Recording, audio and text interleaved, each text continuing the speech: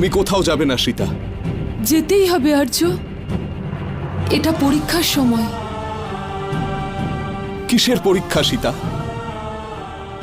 রঘুকুলকে নিয়ে চলা সমালোচনার উত্তর রঘুকুলপতির কাছে থাকা প্রয়োজন।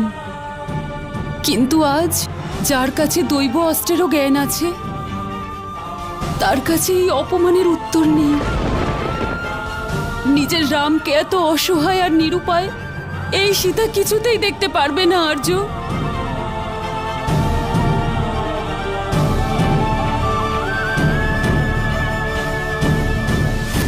অর্থাৎ তুমি সব জানতে?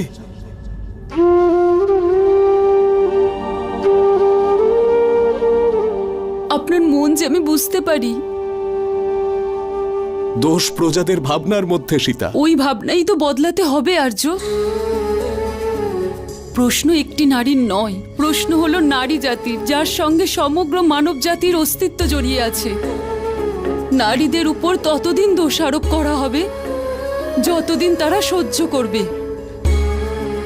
সময় এসে গেছে আর্য, একজন নারীকে তার মান সম্মানের সুরক্ষা নিজেকেই করতে হবে। আর সেই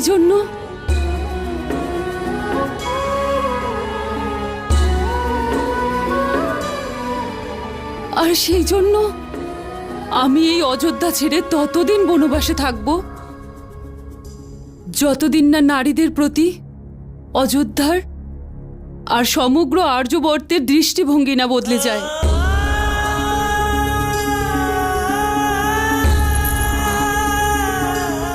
আমাদের সন্তান এই সংসারে আসতে চলেছে সীতা, আর এই সময় তোমার সব থেকে বেশি দরকার আমাকে।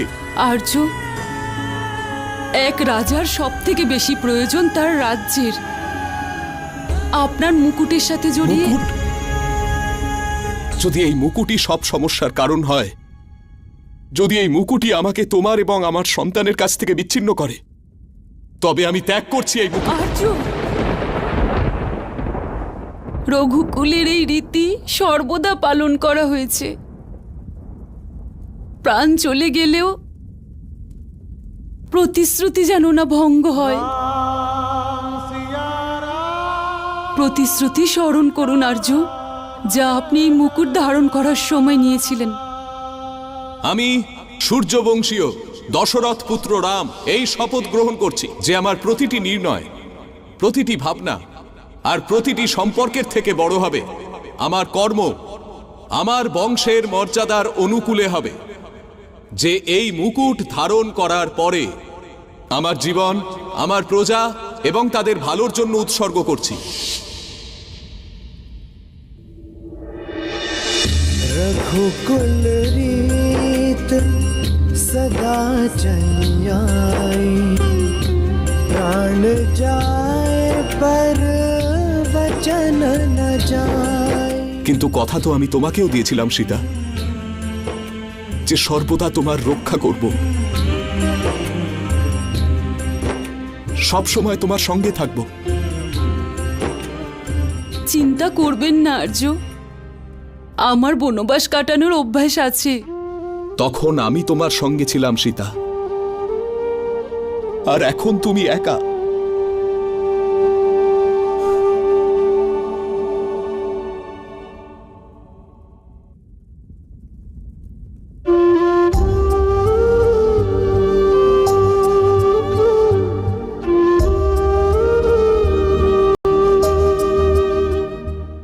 এই বন্ধনই আমাদের বেঁধে রাখবে। আপনিই তো বলেছিলেন না, যদি আমরা আলাদাও হয়ে যাই তখন এই বন্ধনই আমাদের এক করবে,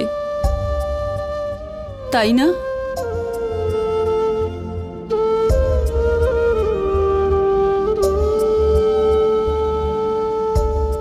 অনুমতি দিন। এই সিদ্ধান্তটা তোমার, আর আমার কাছে অনুমতি চাইছো? সিদ্ধান্ত একজন নারী নিয়েছে, অনুমতি একজন স্ত্রী চাইছে। এই সিদ্ধান্ত আমি এই সমাজকে একটা নতুন আলো দেখানোর জন্য নিয়েছি। একজন স্ত্রীর চরিত্রের লক্ষণ রেখা কেবল ঘরের চৌকাঠ অবধি সীমিত নয়।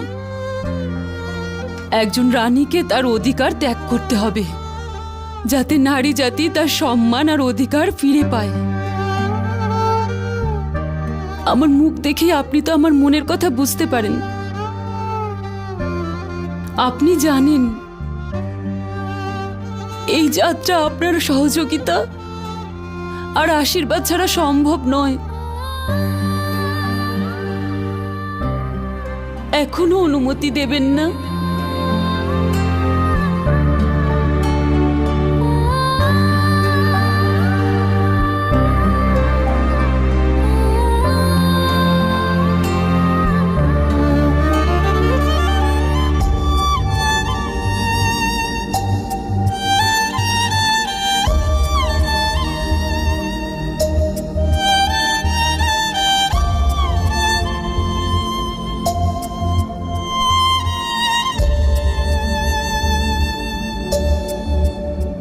मेरा हृदय तुम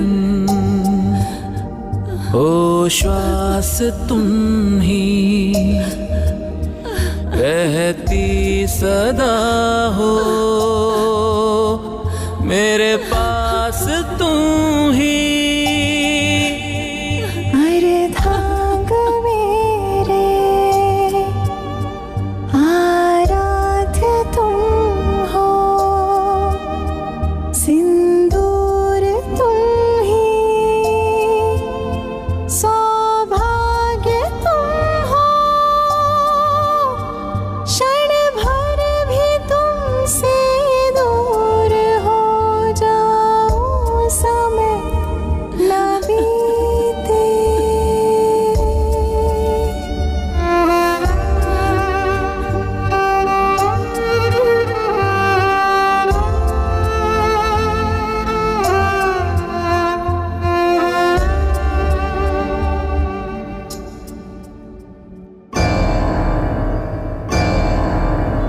শোনো শোনো শোনো, মহারাজ শ্রীরামের বার্তা শোনো। মহারাজ এই মুহূর্তে সবাইকে মহলের বাইরে একত্রিত হতে নির্দেশ দিয়েছেন। সবাই শীঘ্র অতি শীঘ্র মহলের প্রাঙ্গণে চলে আসুন। মহলের ভেতরে সীতামা কুশলে আছেন তো?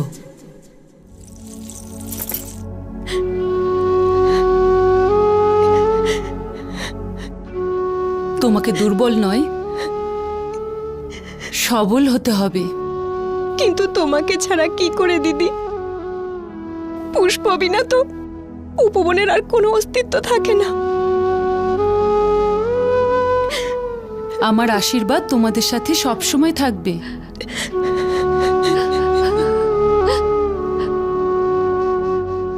এই সংসার এবার তোমাদেরকে সামলাতে হবে। রঘুকুলের সম্মান কখনো যেন নষ্ট না হয়, আর না শ্রীরামের।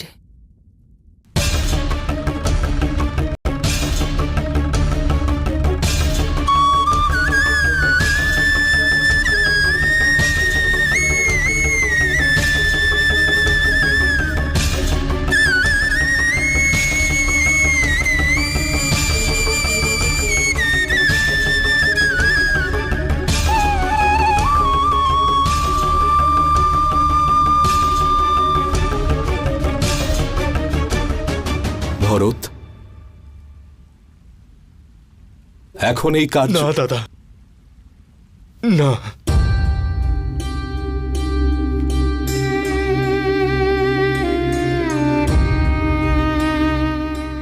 রাজাজ্ঞার পালন না করার জন্যে আপনি চাইলে আমার শিরচ্ছেদ করতে পারেন, কিন্তু এই পাপ কার্য আমার দ্বারা সম্ভব না।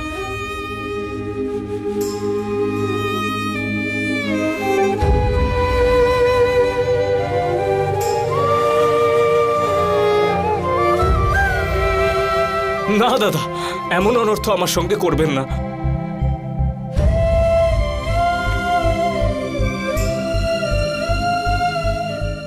এমন শাস্তি তো শত্রুঘ্ন নিজের শত্রুকেও দিতে পারবে না। দাদা,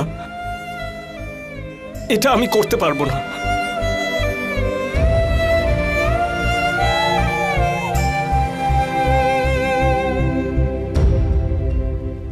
লক্ষণ, আজ পর্যন্ত তুমি আমার সব আজ্ঞা পালন করেছ, আর আজও তোমাকেই সীতাকে বনে ছেড়ে আসতে হবে।